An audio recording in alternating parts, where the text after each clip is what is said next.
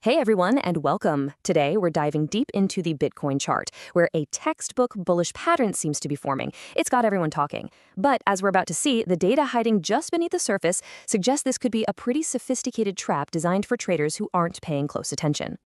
So here's the big question we're tackling. Is Bitcoin genuinely about to rip to the upside, or is the market carefully engineering a move designed to fool the crowd? Let's break down all the evidence, piece by piece. So here's our game plan. We're going to start with that bullish pattern everyone's looking at. Then, we'll decode what's really happening with the market's momentum, follow the money trail of liquidations, and I'll explain exactly why this pattern is probably a trap. And finally, we'll map out a short-term trading plan and then zoom out to look at the bigger picture. All right, let's get right into it. First up, the pattern that has absolutely captured the market's imagination. If you look at any trading forum or social media feed right now, this is the story that most people are telling themselves. The pattern is called an inverse head and shoulders. Now, for anyone who's a bit rusty on their chart patterns, it's basically a bottoming formation. You've got a left shoulder, a lower point called the head, and then a right shoulder. It's your classic textbook signal that a downtrend might be over and a new uptrend is about to kick off. Now, the most important part of this pattern is the neckline. A massive, and I mean massive number of traders have their eyes glued to this level, right around $90,500. They're all just waiting to pile in and buy the second the price breaks above it, expecting a huge move higher. But what if this super obvious signal is actually the bait? So, to figure out what might be happening behind the scenes, we've got to peel back the layers and look at the order flow data. And let me tell you, it paints a completely different picture. So, just yesterday, the market was giving off some pretty clear bearish signals. The key phrase here is bearish absorption, and it was a major sign of weakness. Okay, here's where the data starts to get really interesting. On the left, you see the price was struggling. It just couldn't push higher. But on the right, we have the cumulative volume delta, or CVD, which basically tells us if buyers or sellers are being more aggressive. It was showing a ton of aggressive buying coming in, but the price wasn't budging. That's a classic bearish sign. It means all those buyers were just getting absorbed by sellers. But in the last 24 hours, the entire script has flipped. The market has pulled a complete 180. Now we're seeing the total opposite. The price is refusing to drop, it's making a higher low. But at the same exact time, the CVD shows a ton of aggressive selling. So what does this tell us?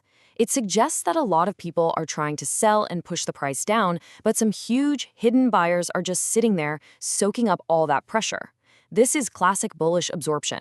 And to add another layer to this, just look at the open interest. It's rising. This tells us new money is coming into the market.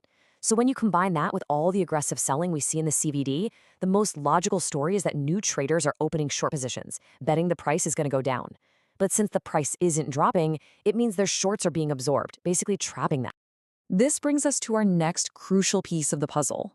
Let's follow the money. We're talking about the trail of liquidations, which basically act like a powerful magnet for the market's price.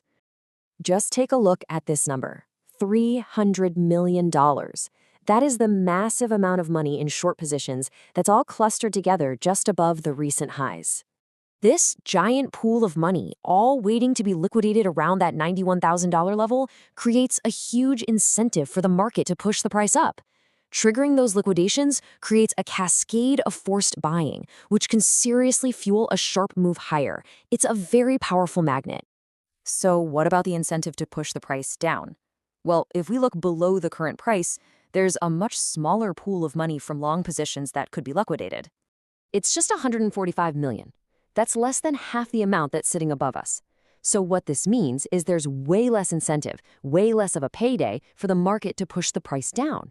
When you look at it this way, the path of least resistance and the path of greatest reward seems to be to the upside. So if everything is pointing up, why is this a trap? This is where all the pieces of the puzzle come together. The market isn't pushing up to start some brand new bull run. It's pushing up into what looks like a perfectly laid ambush. And this brings us back to a fundamental trading principle. Resistance is resistance until it's proven otherwise.